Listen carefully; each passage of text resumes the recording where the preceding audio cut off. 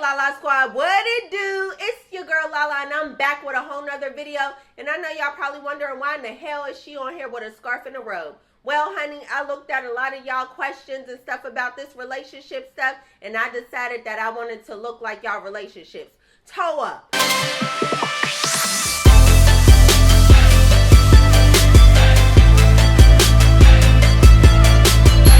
Let's go ahead and get straight into it. Okay, so I'm going to read these off, and I want to give y'all a heads up, honey. Nobody likes to hear the truth, so with that being said, be prepared. Y'all should have known goodness well. Y'all shouldn't have sent me no questions if you ain't want to hear the truth, because that's all I got. First up, I think my best friend of 10 years is hitting on me. Out of that time, I was in a relationship for 6.5 years, and as of recently, he says things under his breath like, you have no idea what you're missing out on, touching my thighs, and I stop him, but yet he shows me videos of him with other women, so tell me your thoughts. Well, sis, that's easy. Your best friend trying to put it on you one time. Clearly, he has no interest whatsoever in being in a relationship, honey. And if you trying to bust it open for him, go ahead and do what you do. But just know you might catch feelings if you really don't have any idea as to what you're missing out on, okay? Let's go ahead to the next question. How do I not be afraid to just talk to cute guys? I get so afraid. Oh my God. You know what?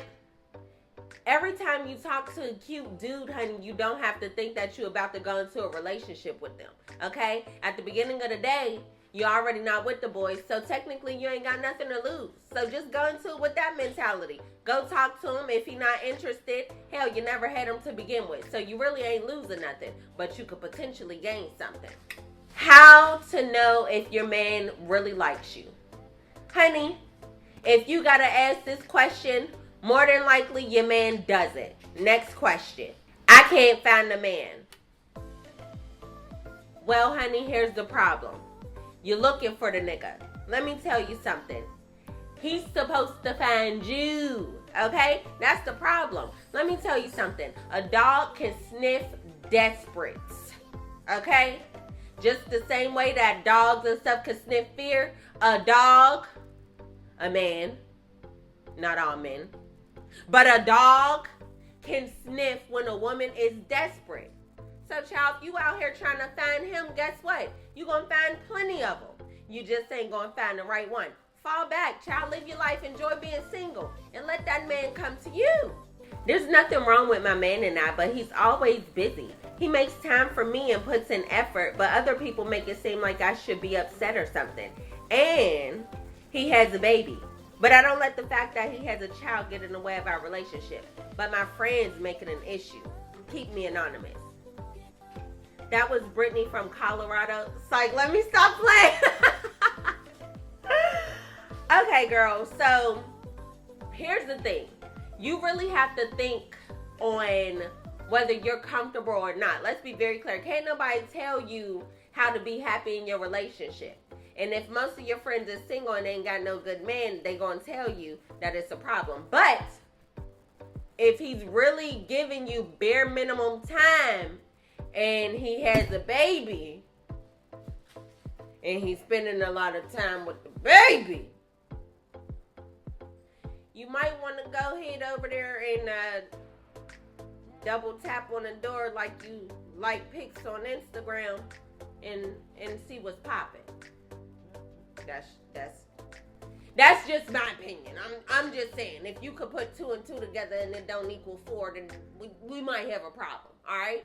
Whoo, child, this one touches a soft spot in my soul. It says, my fiance walked out on me and never came back. It's been 2 weeks. Well, that ain't your fiance no more.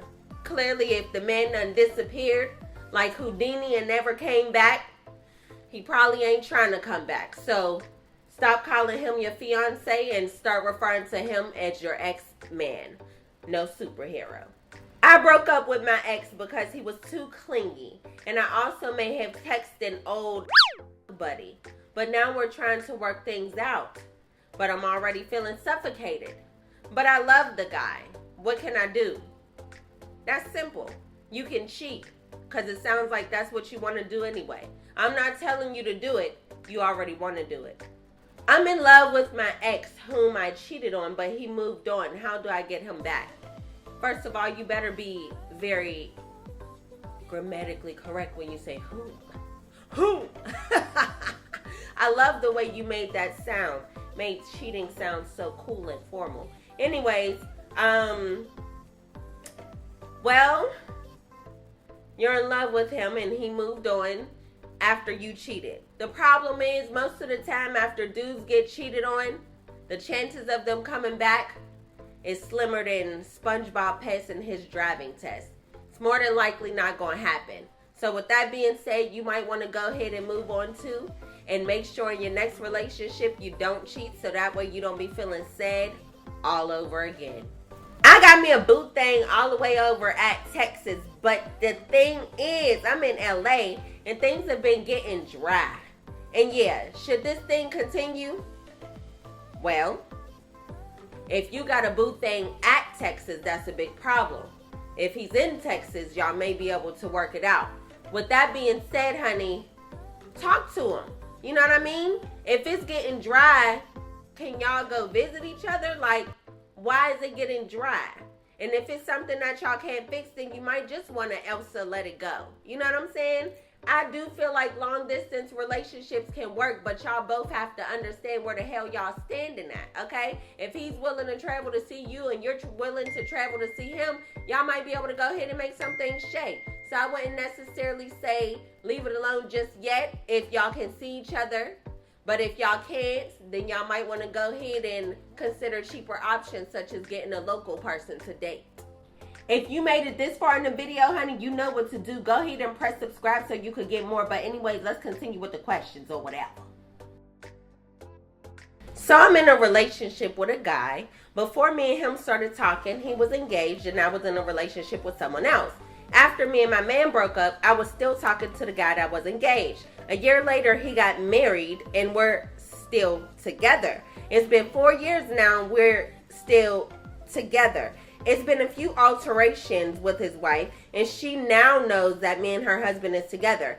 And it's like she's okay with it, and sometimes she's not okay with it. I told him I'm tired of coming second place in his life, and I tried to break it off, and he was not having that. At this point, I don't know what to do. I love him, but I'm going to cut this short. I purposely cut the rest of that question because the part that threw me was when it said, I tried to break it off and he was not having that. When you tried to break it off, did he put a gun to your head and tell you that you had to stay?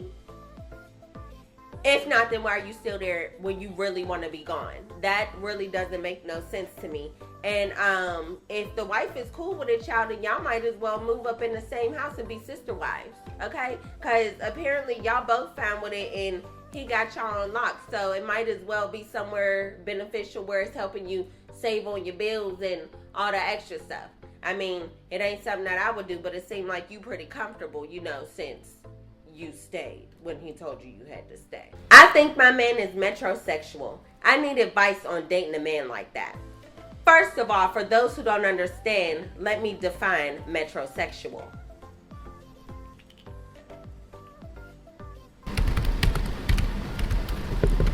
Metrosexual, metropolitan, and heterosexual, coined in 1994, describing a man, especially one living in an urban post-industrial capitalist culture, who's especially meticulous about his grooming and appearance, typically spending a significant amount of time and money on shopping as a part of this. With that being said, that means that this man probably likes to look better than you, smell better than you, and take more time getting dressed than you.